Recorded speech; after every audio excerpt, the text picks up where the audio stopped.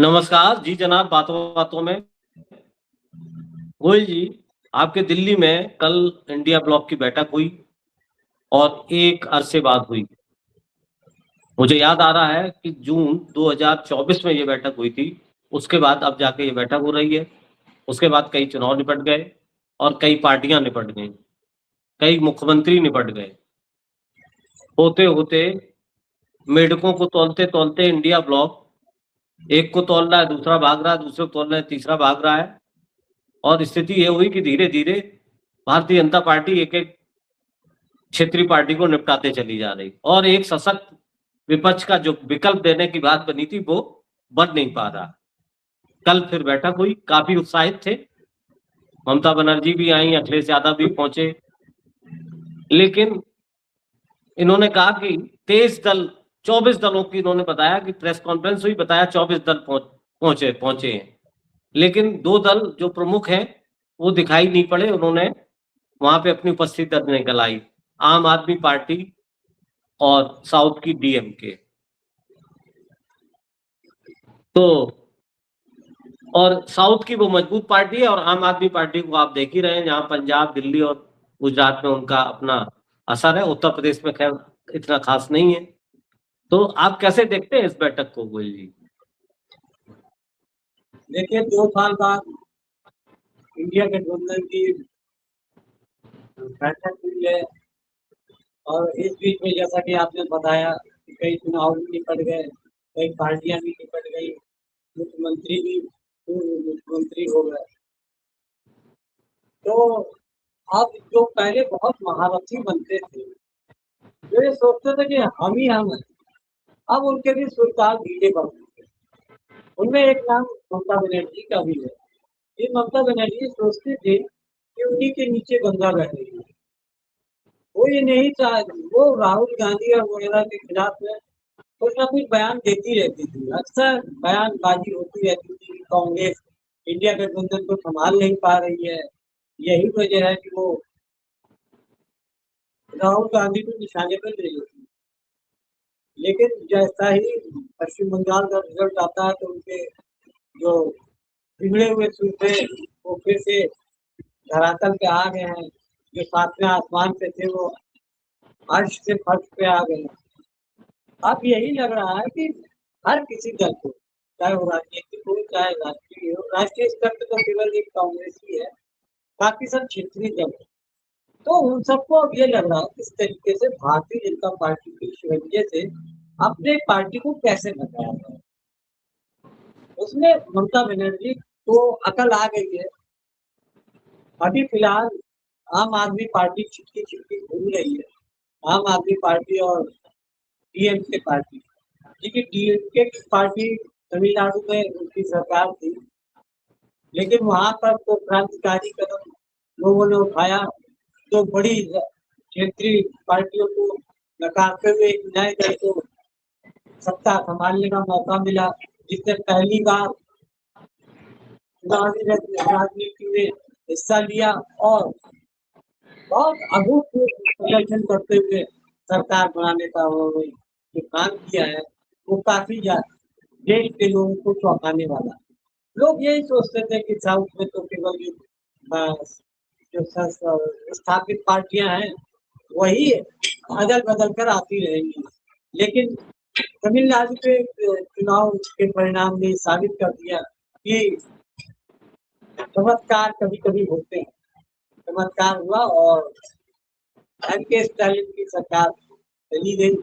ऐसे में कांग्रेस ने वहाँ पर राजनीतिक चतुराई दिखाते हुए डीएमके को छोड़ दिया और नई पार्टी के साथ हाथ मिला लिए।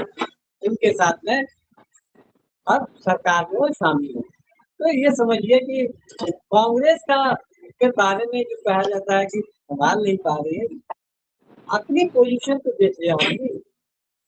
मान लीजिए कि यूपी में, उत्तर प्रदेश में जो अखिलेश यादव एक कद्दावर नेता के रूप में, लेकिन उनकी पार्टी, उनकी सरकार तो कहीं नहीं है। लगभग 100 सांसद कांग्रेस के साथ में है, 5 से 7 प्रदेशों में उनकी सरकार चल रही है। तो ऐसे में कांग्रेस का झंडे के नीचे आने में क्या दिक्कत है?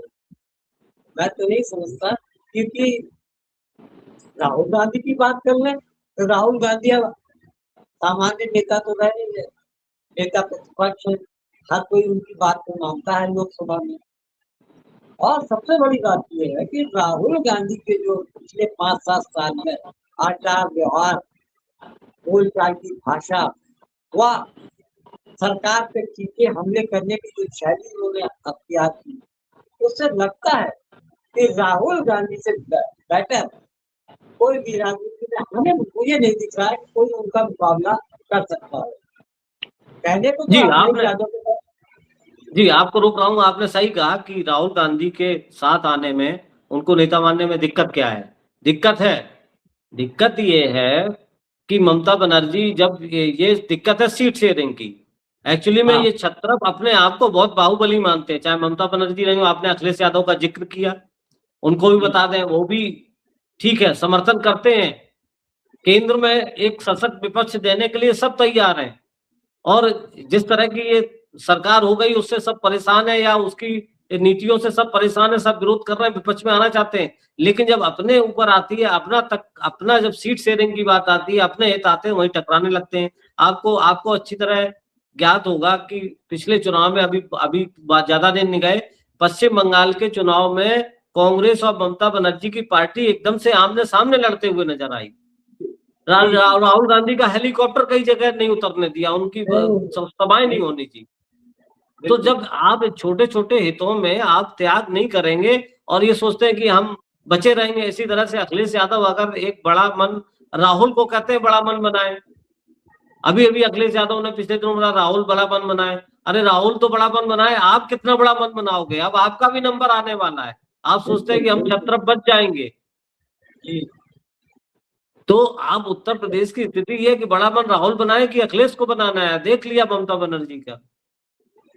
देखिए जी सभी को सोचना चाहिए, सभी जी, जनों को ये कंटिन्यू करिए। सोचना कि जी भाई भविष्य की राजनीति अगर सुरक्षित रखनी है तो सबको कोऑपरेट करना होगा, सबको दिलों में गुंजाइश रखनी पड़ेगी, एक रखनी दूसरे के पड़े। प्रति सम्मान और सीट शेयरिंग में इस बात का ध्यान रखना होगा, कौन कितना पावरफुल है, कौन ज्यादा मजबूत है, उसके हिसाब से सीट शेयरिंग हर जगह कर दी जानी चाहिए। पहले पश्चिम बंगाल में ममता बनर्जी सोच रही थी कि वो तो अजय है, उनके गढ़ को कोई भेद नहीं सकता। बीजेपी ने करके दिखाया ना, पूरी सरकार आपके कदमों के तले खींच ली गई, पार्टी चली गई आपकी। मुझे तो लगता है कि चुनाव पहले से ही ये सब मन बना चुके थे जो विधायक गए हैं कि अब की बार हम ममता बनर्जी के साथ रहते हुए भी बीजेपी का साथ देंगे। 207 सीटों पर भारतीय जनता पार्टी के कैंडिडेट जीते, ये बात दूसरी है कि एसआईआर का भी असर रहा, चुनाव आयोग की भूमिका भी संदिग्ध है। लेकिन ये भी बात सही है, अंदर भीतर घात हुआ और ममता बनर्जी पूरी तरीके से कूद गई और उनकी पार्टी, यहाँ तक कि 20 सांसद भी क्योंकि असली पार्टी से अलग होने का दावा कर रहे हैं, और ये कहा जा रहा है कि लोकसभा में वो अलग बैठने की व्यवस्था की मांग करने वाले हैं। वो तो ये कहिए कि ओम बिरला इसमें देश में नहीं है, नहीं तो अब तक ये काम हो गया। जी बिल्कुल सही कहा आपने। अपनी एक तो आप देख रहे हैं कि मुकाबला आपने आपसे ऐसी पार्टी का जो 24x7 365 दिन चुनाव के मूड में रहती है, और सारी संस्थाएं उन्होंने कैसे अपने कंट्रोल में, नियंत्रण में कर ली है, ये किसी से अब छुपा नहीं है। हरियाणा, महाराष्ट्र, गुजरात और पश्चिम बंगाल का चुनाव साक्षी है कि किस तरह से चुनाव आयोग का इस्तेमाल किया गया और किस तरह से चुनाव में निष्पक्षता का परिचय चुनाव आयोग ने दिया, ये सब जानते हैं। तो जो बचे कुचे छत्रप हैं उनको भी सोचना पड़ेगा। राहुल गांधी बड़ा मन बनाए, वो तो बनाए ही हैं, वो तो लड़ ही रहे हैं, लड़ते हुए दिख रहे हैं। जितना राहुल गांधी कटाक्ष करते हैं, आरोप लगाते हैं, डरते नहीं, उतना तो कोई दिख नहीं रहा, छत्रप भी नहीं दिख रहे हैं। तो अब तो बड़ा मन आपको बनाना है कि कांग्रेस को भी आपको स्पेस देना पड़ेगा, जो आप थोड़ा बड़ा मन बनाए, और ये ना सोचे कि हम क्षेत्रीय छत्रप है, मुकाबला हमारा। आप सोचिए कि किस पार्टी से आपका मुकाबला है। बिल्कुल, ये हाँ, बात छोड़ा नहीं जाएगा आपको भी। तो ये आप ये उत्तर प्रदेश आने वाले चुनाव में उत्तर प्रदेश और पंजाब के लोगों को भी, पंजाब में तो खैर उनका अगर नहीं आते हैं तो उनको अकेले ही जाना पड़ेगा अगर इंडिया ब्लॉक में नहीं आते हैं केजरीवाल तो। लेकिन उत्तर प्रदेश बिल्कुल सामने है, उत्तर प्रदेश जहाँ से दिल्ली का उत्तर रास्ता खुलता है। प्रदेश अगर उत्तर प्रदेश की बात करें राजनीति की, तो पश्चिम बंगाल से उत्तर प्रदेश की राजनीति में असर देखा जा सकता है। अखिलेश जी, यादव को भी ये समझ में आ गया कि ममता बनर्जी जैसी मजबूत पश्चिम बंगाल के एक छत्र राज पिछले 15 साल से कर रही थी, उनकी पार्टी को तोड़कर वहाँ पे अपनी सरकार, मजबूत सरकार बना ली भारतीय जनता पार्टी ने। तो उत्तर प्रदेश में अखिलेश यादव की क्या मिसाल है?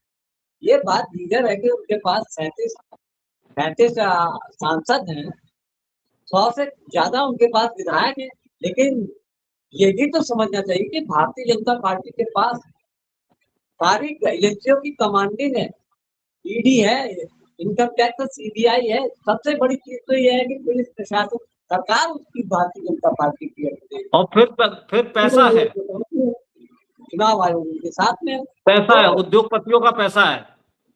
जी,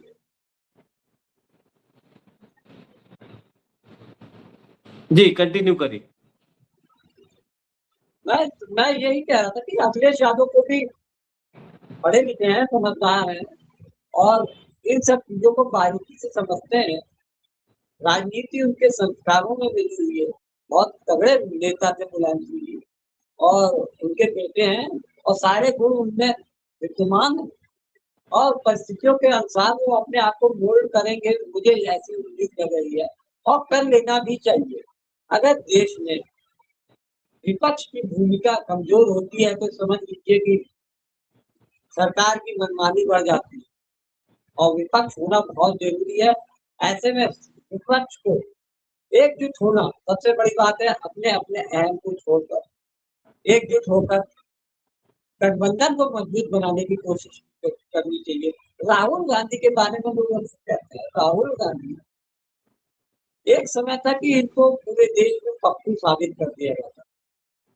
ये तो कुछ भी बोलते हैं, बेवकूफी की बात करते हैं, लेकिन आज ये स्थिति है, वो जो भी बोलते हैं पूरी सरकार के मंत्री खड़े हो जाते हैं, पूरी पार्टी खड़ी हो जाती है और चौतरफा जितने हमले उनके ऊपर, राहुल गांधी के ऊपर होते हैं, आपने देखा होगा किसी के खिलाफ में इतने हमले नहीं होते। आप संसद का भी सीन देख लीजिए, लोकसभा में कि जितने हमले राहुल जैसे ही खड़े होते हैं उनके खिलाफ में सब पूरी पूरी सरकार खड़ी हो जाती है। वहीं पे आप चाहे अखिलेश यादव हो, चाहे और भी कई नेता हैं जो बड़े नेता हैं, वो बोलते हैं तो इतना विरोध नहीं होता, ना ओम बिरला उनको कुछ कहते हैं।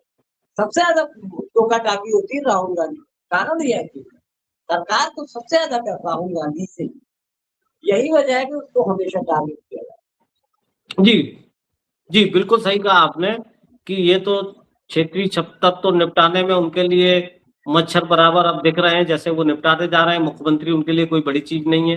वो पार्टी इतनी ताकतवर और सशक्त हो गई है कि अब उनके लिए ये सब बिल्कुल भंगुड़े हैं, जैसे नहीं कहते हैं एक मच्छर जैसा एक कीड़ा होता है, वो है, जब चाहे तब मसल देंगे। राहुल हाँ गांधी अटैकिंग रहते हैं और जी जी जो आपने कहा ना कि पप्पू साबित करने के लिए तो हजारों करोड़ का खर्च किया गया, प्रचार प्रसार किया गया, लेकिन राहुल ने साबित कर दिया कि जो मुद्दे वो उठाते हैं जन सरोकार के, कुछ दिनों बाद सरकार उन्हीं चीजों को लागू करती है। आप जाति जनगणना को देख लीजिए, बड़े बड़े हमारे देश के प्रधानमंत्री से लेके मुख्यमंत्री सब कह रहे थे नहीं ये जाति जनगणना जरूरी नहीं है। हमारे यहाँ उत्तर प्रदेश के मुख्यमंत्री कह रहे थे अरे इससे तो बड़ा विध्वंस हो जाएगा, और बाद में वही जाति जनगणना लागू कर दी जाती है। तो जो मुद्दे राहुल गांधी उठाते हैं वो कुछ दिनों बाद देखते हैं सरकार उन्हीं पे आके उसको लागू करती है। तो इससे लगता है कि पप्पू कौन है, मामलों में राहुल गांधी के कारण इनको अपने फैसले बदलने पड़े। बदलने पड़े। जातिगत जनगणना में उनको मजबूरी करानी पड़ी क्योंकि राहुल गांधी ने बहुत तेजी से ये मुद्दा उठाया। सरकार इनके आगे कई मुद्दे कई बार चित होकर जीती है। तो ये मान के चलते हैं कि मोदी का मुकाबला अगर है तो राहुल गांधी से है और लोग अब ये मानने भी लगे हैं कि मोदी का विकल्प के रूप में राहुल गांधी खड़े हुए हैं, बन गए। इस बात को लोग स्वीकारने लगे। जी, आपने बिल्कुल सही कहा, लोग मानने लगे हैं, मतदाता मानने लगा है, आम जनमानस मानने लगता है और बहुत अच्छा रहेगा कि बहुत जल्दी क्षेत्रीय छत्तक भी इस चीज़ को मान जाएँ। वो ये ना सोचें कि हमारे क्षेत्र में तो हम ही किंग हैं, लेकिन अगर आपको एक सशक्त विपक्ष देना है देश की राजनीति में, तो फिर आपको भी कुछ सँभलना पड़ेगा और बड़ा मन आपको भी मनाना पड़ेगा, कुछ फैसले अपना हित छोड़ के आपको भी लेने पड़ेंगे। बहुत-बहुत धन्यवाद गोयल जी। अगली बार फिर मिलते हैं किसी अन्य मसले पे। नमस्कार।